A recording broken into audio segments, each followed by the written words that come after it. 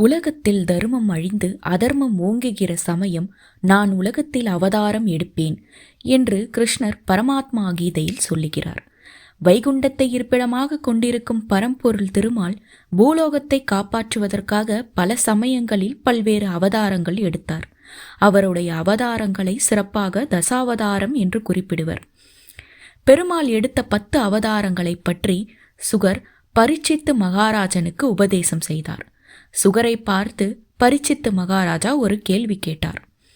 ரிஷிவேந்தே, எதற்காக ஹரிபகவான் ஒரு சாதாரண கர்ம வசியான புருஷனைப் போல உலகத்தாரால் நிந்திக்கப்படக்கூடியதாகவும் தர்ம பிரகிருதியாகவும் சகிக்க கூடாததாகவும் இருக்கிற மச்ச ரூபம் தாங்கி அவதாரம் செய்தார்? அதற்கு சுகபிரம்மர் மகாவிஷ்ணு எடுத்த முதல் அவதாரம் இது. மச்ச அவதாரத்தை மத்ஸ்ய அவதாரம் என்றும் கூறுவார்கள். இந்த அவதாரம் வேதங்களை அபகரித்து கொண்டு போய் கடலில் ஒளித்து வைத்திருந்த சோமுகாசுரனை கொன்றது, வேதங்களை மீட்டது. இந்த அவதாரத்திலேயே மகா பிரளயம் வர 7வது மனுவும் சப்த ரிஷிகளும் மீன் ஒரு கொண்டு தம் உயிர் பிழைத்திருக்க மற்ற எல்லா உலகங்களும் அழிந்து ஒழிந்தன. பொங்கி பெருகும் கடலில் 3 உலகங்களும் மூழ்கின. யயக்ரீவன் என்ற அசுரன் அங்கே வந்தான். அவனுக்கு கழுத்திற்கு மேல் குதிரை உருவம், அதனால் அப்பெயர் அவனுக்கு வந்தது. பிரம்மா சோர்ந்து தூங்கும்போது அவன் வாயிலிருந்து வேதங்கள் தாமே வெளிவந்து கொண்டிருந்தன. இதை பார்த்த யயக்ரீவன் தனது யோக சித்தியினால் அந்த வேதங்களை திருடி கொண்டு போய்விட்டான். பிறகு அதை ஒளித்து மறைத்து வைத்து விட்டான். வேதங்கள் இருந்தாலன்றி பிரம்ம சிருஷ்டி இயங்காது. உலகத்தில் அறம் ஒழுங்காக நிறைவேற வேதத்தின் துணை அவசியம். எனவே ஹயக்ரீவனால் திருடி மறைக்கப்பட்ட வேதங்களை மீட்பதற்காக பரந்தாமன் மீனாக அவதரித்தான். ஸ்ரீமத் நாராயணன் எடுத்த மச்ச அவதாரத்தில் சத்தியவிரதன் என்ற பெயருடைய ராஜரிஷி இருந்தான். அவன் நாராயணன் மீது அளவிலா பக்தி கொண்டவன். அந்த அரிபக்தன் வேறு உணவு எதுவும் அருந்தாமல் தண்ணீரை மட்டும் உட்கொண்டு ஒரு நோன்பு நோற்று வந்தான். இப்போது நடக்கும் கல்பத்தில் மனுவாக விளங்கும் விவஸ்வரன் இவனே அந்த காலத்தில் அவன் திராவிட திருநாட்டின் தேசாதிபதியாக இருந்தான். அவன் ஒரு நாள் கிருதமாலா என்ற ஆற்றங்கரையில் அமர்ந்து தன் மூதாதையர்களுக்கு தண்ணீர் இறைத்து அர்க்கியம் கொடுத்து கொண்டு இருந்தான். அர்க்கியம் செய்யும் பொழுது 2 கைகளிலும் தண்ணீரை எடுத்தான்.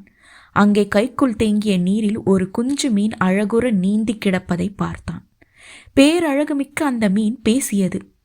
ஏ ராஜனே, என்னை மீண்டும் தண்ணீரில் தள்ளிவிடாதீர்கள்.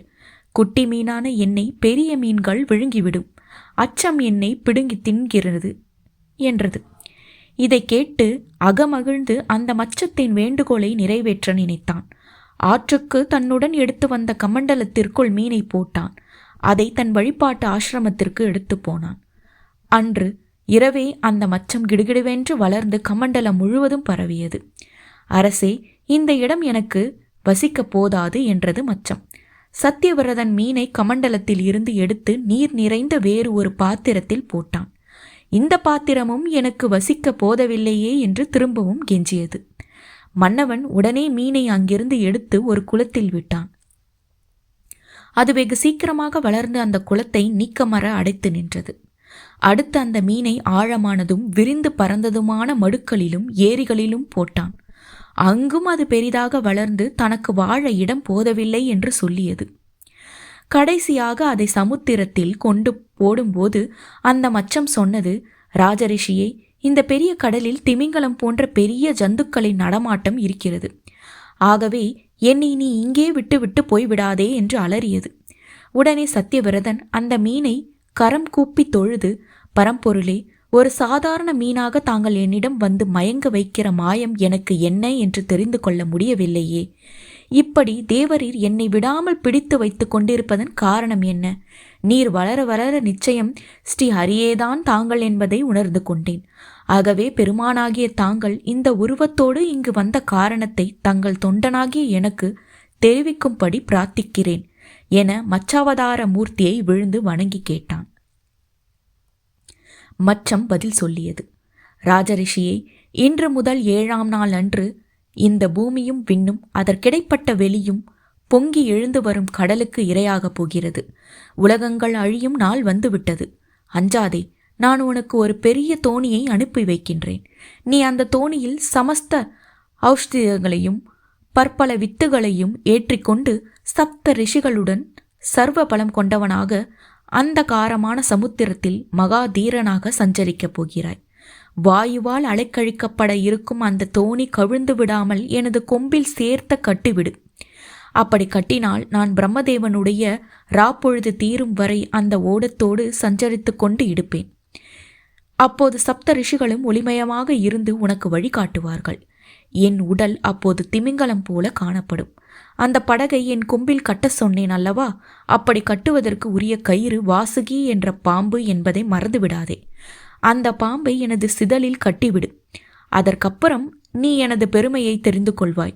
உனக்கு சர்வ மங்களமும் உண்டாகட்டும் என்றார். தர்ப்பாசனத்தில் இருந்தபடி சத்தியவிரதன் உலகை அழிக்கப் போகும் பிரளயத்தை எதிர்நோக்கி கொண்டிருந்தான். 7ஆம் நாள் ஆகாயம் அந்தகாரத்தில் மூழ்கியது. பெரும் மழை பெய்த வண்ணம் இருந்தது. கடல் கரை புரண்டு வந்தது. பூமி இருக்கும் அடையாளமே தெரியவில்லை. எங்கும் ஒரே தண்ணீர் காடு. அந்த பொங்கும் நீர்ச்சுழிகளின் ஊடே பரந்தாமன் தங்கத் திமிங்கல தோற்றத்துடன் காணப்பட்டார். தகத்தகாயமாக ஜ்வலித்த அவர் உடம்பில் கொம்பு போல் ஒன்று நீண்டு இருந்தது. சத்தியவிரதன் அப்போது சப்த ரிஷிகளுடன் மூலிகை விதைகள் சகிதம் ஏறி இருந்த ஓடத்தை பகவான் கூறியபடி அவரை தியானம் செய்தபடியே தங்கத் திமிங்கல கொம்பில் கட்டினான். அந்த அபூர்வ மச்சம் இவர்கள் ஏறிய படகை பற்றி இழுத்து கொண்டு வெள்ளத்தின் மத்தியில் பயமோ அபாயமோ இன்றி அலைந்து கொண்டு இருந்தது. அந்த சமயம் பரந்தாமன் ராஜரிஷி சத்தியவிரதனுக்கு மச்சாவதார புராணத்தை உபதேசம் செய்தார். பிரம்மதேசன நித்திரை காலம் முடிந்தது. உலகத்தை கவ்வி இருந்த அந்த காரம் விலகி ஊடே ஊடே ஒளிப்படலங்கள் விரிசலிட்டன. ஓயாது பெய்த மழையும் நின்றது. பல்கிய உலகில் பொங்கி பெருகிய தண்ணீர் வடிய ஆரம்பித்தது. மச்சமூர்த்தி ஓடத்தை கரை சேர்த்தார்.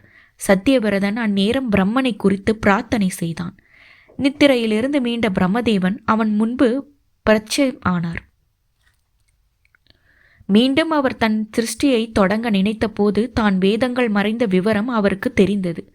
பிரம்மதேவர் ஸ்ரீ ஹரியை நோக்கி தியானம் செய்தார். அது சமயம் மச்சமூர்த்தியாக இருந்த பகவான் வேதங்களை ஹயக்ரீவன் ஒளித்து வைத்திருப்பதை அறிந்து வெள்ளத்திற்குள் புகுந்து போனார். ஹயக்ரீவனை வெள்ளத்தில் கண்டு அவனுடன் போர் புரிந்தார். வேதங்களை மீண்டும் பிரம்மதேவரிடம் கொடுத்தார்.